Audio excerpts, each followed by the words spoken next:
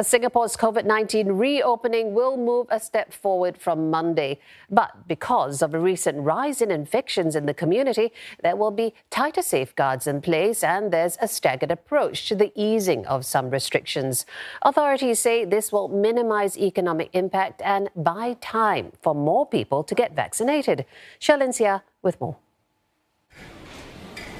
After a month of takeaways and deliveries, people can go back to dining in at eateries on Monday. But it will be capped at 2 people instead of the 5 the authorities had earlier hoped to allow.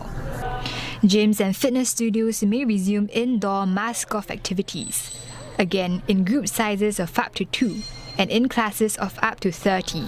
Barring unforeseen super spreader events or clusters, group limits for these activities may then increase to 5 from mid-July. The Multi-Ministry Task Force shares that there are 2 schools of thought on reopening. One, to delay it till cases near 0. Another was to proceed as planned and relax measures. We are not adopting either approach. Instead, we are treading a very careful path forward based on a rigorous assessment of our current situation. And hence, we have decided to break up the reopening into 2 steps. And our main objective with this staged reopening is to buy time so that we can continue to speed up our vaccination program.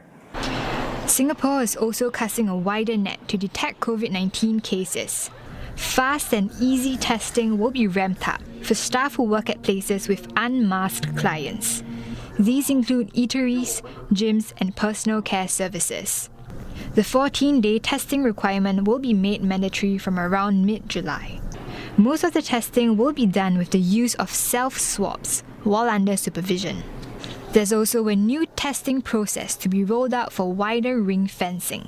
People who visited hotspots on the same day as infected persons will receive health alert messages.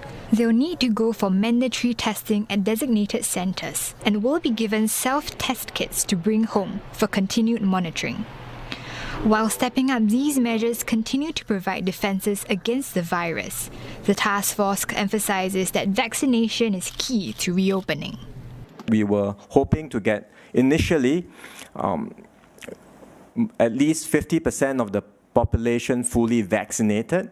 We thought that might be possible around August. And then the second milestone was something like 75% of the population fully vaccinated. So those are the 2 milestones that we continue to monitor. If our vaccine supplies come in earlier, and we hope we will do everything we can to achieve these milestones earlier. And in accordance, we will progressively ease the restrictions and measures both within Singapore and at our borders.